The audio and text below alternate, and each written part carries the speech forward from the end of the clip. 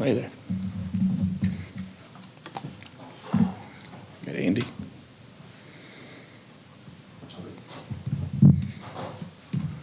Okay, Coach, whenever you're ready. We ready? All right. I think everyone knows about the ACC mandated injury availability report that goes out today to be posted at 8 o'clock tonight. I wanted to go ahead and get that out of the way now and report that, let you guys know. The way they have it listed is available, questionable, out, and I think there's an update on it on Friday and then a final version on Saturday. But right now, only available, all right, Haynes King, Rodney Shelley, A.J. Hoffler.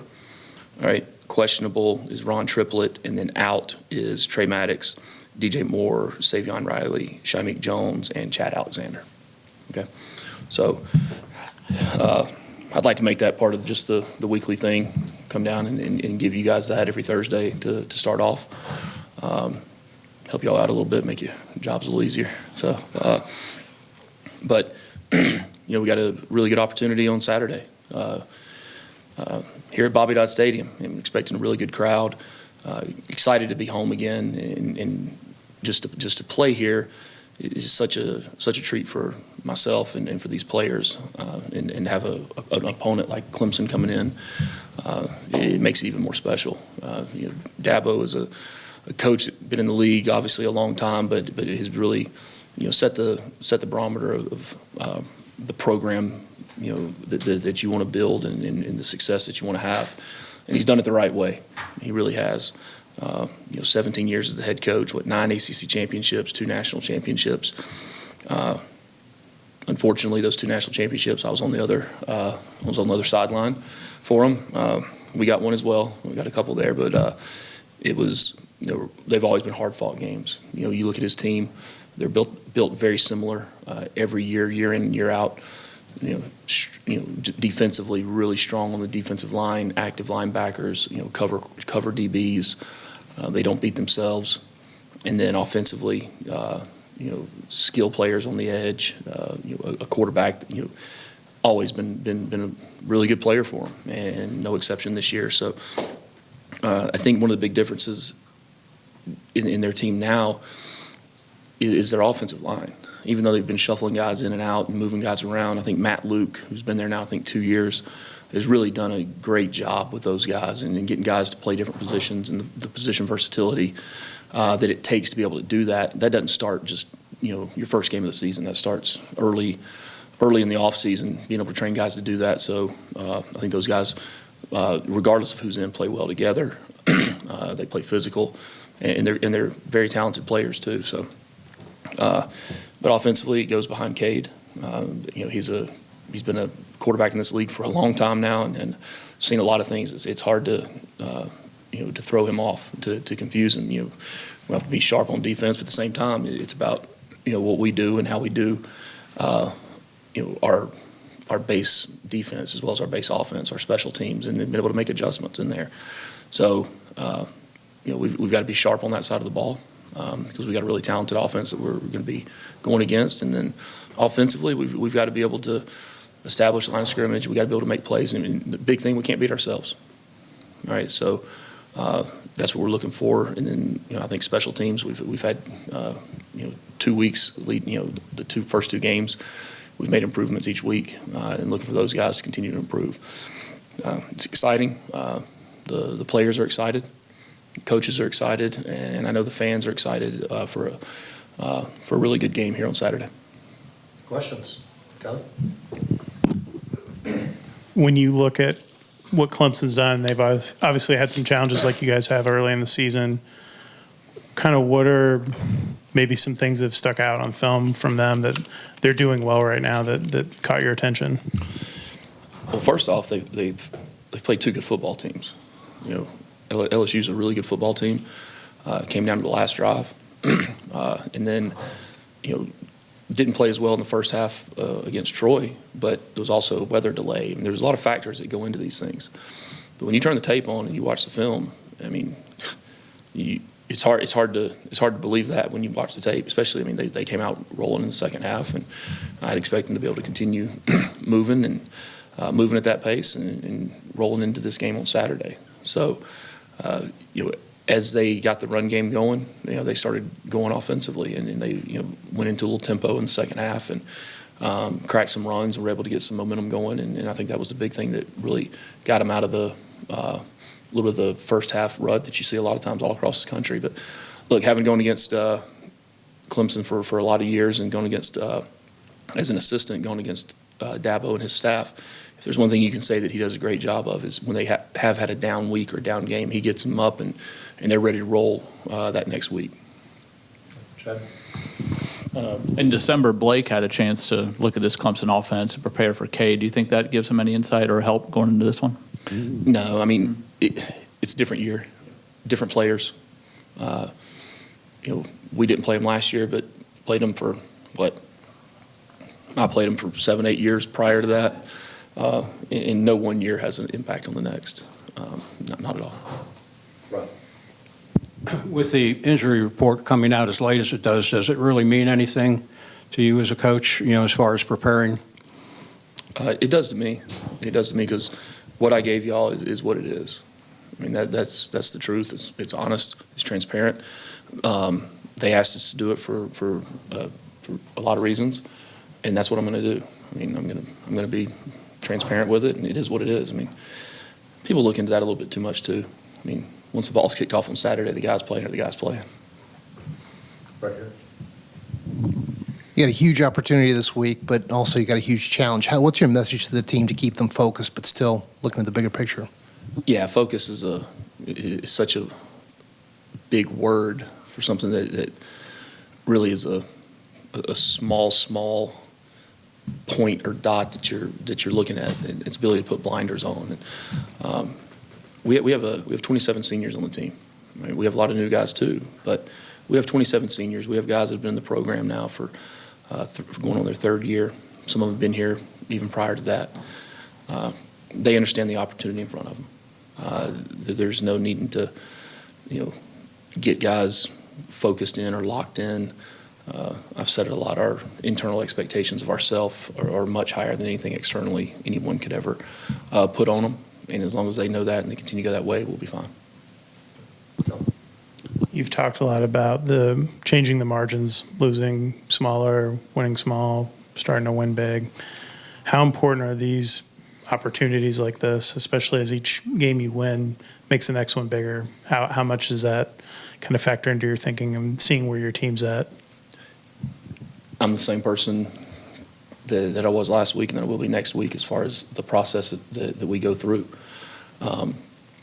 Look, it's a huge opportunity for us, okay? It's a big mark for us, but it's not our end-all goal, okay? It's an opportunity that allows us to proceed towards our goal, right? And that's what it is. I told the team today, right? No one needs to do anything other than they've already done, right? They have the confidence in themselves, the confidence in their abilities, and it's going to be a hard-fought game. But those are things, if you wait until Thursday, game week, to start pouring into them, you've waited way too late. Those are things that begin in January. Chad? You're talking with Eric McClain about Ethan being back out there, being healthy. How much of a relief is that to see him perform at the level he's performing at? Yeah. I mean, I think people forget. I mean, Ethan was a true freshman 2 years ago, started, 8 or 9 games, and was a freshman All-American. I mean, the kid's a good player. And, had some ups and downs last year with injuries and time loss, and then really started settling back in at the end of the season. And he's really, from January to now, just like I spoke about, Ethan's been in a great place. He's stayed healthy. He's gotten, his body's totally changed. And anytime you have that experience out there, playing a tackle position, it's a comfort. The offensive line has played well, save for some penalties. Do you feel that they were able to clean a lot of that up this week leading into the game? I don't know. We worked on it like we do every week. Time will tell. Was that a focus, though, this week? Oh, yeah, it's a focus every day. Whether it be penalties, whether it be turnovers, whether it be getting your hat in the right spot, hands in the right spot. Look, penalties are something that we look at them two ways. you have discipline penalties, which are pre-snap, post-whistle, and you have combat penalties. All right, the discipline penalties that are pre-snap, post-whistle, those are the individual. All right, those are concentration.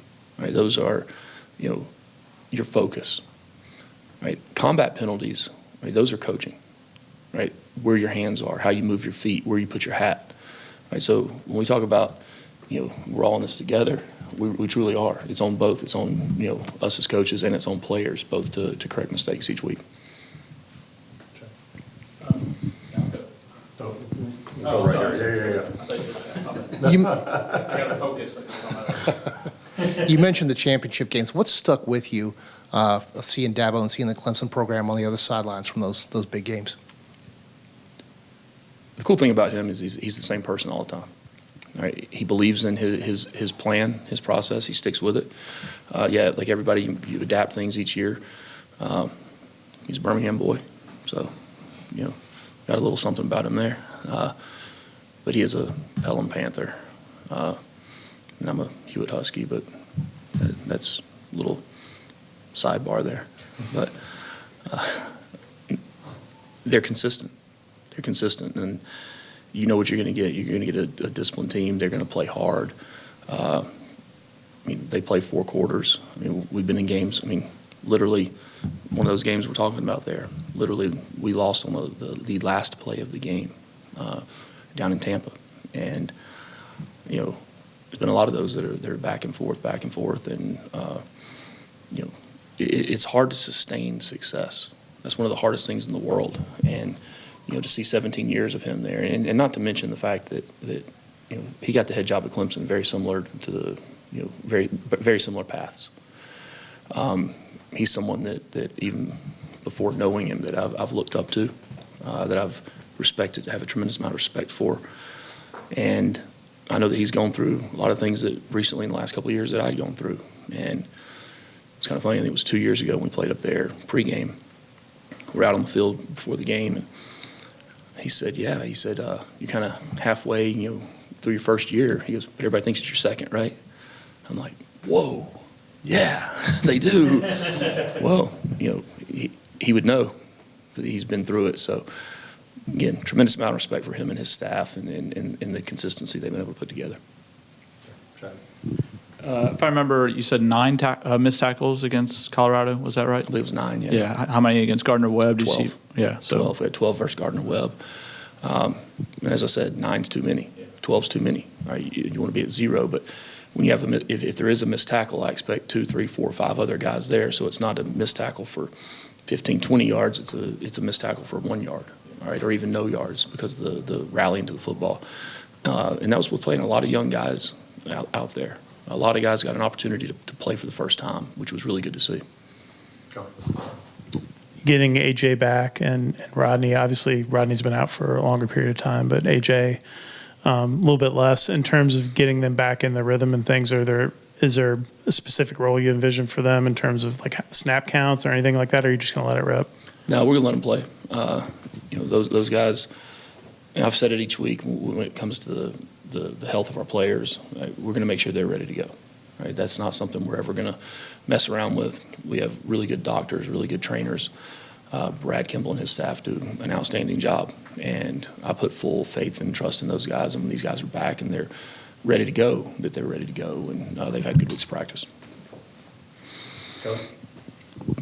I think 40-something years this game was played every year until last year. Is this a rivalry you would like to see come back as a regular occurrence? And do you have any fond memories of playing Clemson during your time here? Ooh, I could go a long time on that one. A lot of great memories. Yes, this is a rivalry. This is one of the most natural rivalries in this league, with being in 2 separate states. It's the proximity. It's the types of ball games that have been played over those 40 years. But a rivalry needs to be just that, a rivalry. All right, and that's on us to put the game back in the right balance. All right, it's not a rivalry if it's one-sided completely. So that's on us, and that's on us to be able to go out and compete and make these games what they should be. And I believe Saturday will be a really good football game. Look, we know we can't control outcomes of these things, but we can control what we put into it, and no different than, you know, the support from the fans and student body that come and help be a part of this and help make this a true home field advantage. Jack, if you want to wrap us up. Yep. 2 games, 2 wins. What do you know about this team? What do you like about this team that you didn't before games started? You know, before the game started, you know, there's a lot of thinking. I think this about this team. I think they're going to do this. I think they're like this. Well, it's twofold. I thought, and I've confirmed, that we're a resilient, very, very mentally tough, gritty football team. The surprise was the way the first drives have started the last 2 games. That's something that we've taken a lot of pride in, and we work extremely hard on. I mean, last year I think third turnover was like 8th game of the season, and you know, I've said it before. If you put 100 things down on a piece of paper, you know, 1,000 things on a piece of paper, that's not something that I would have written down as one of the things that I was worried about would have happened. But that's why we play football. That's why it's what they say is a oblong-shaped ball that you don't know which way it's going to bounce. And there was a couple times I think bounced the wrong way on us. But we got to do a better job of that. We can't beat ourselves. Our margins aren't big. Okay, we have small margins. We understand that. We try to create more margin in the way we play and the style we play with, and that can't be one of the things that sets us back. Coach, thank you. That's it. All right, appreciate y'all. Go Jackets.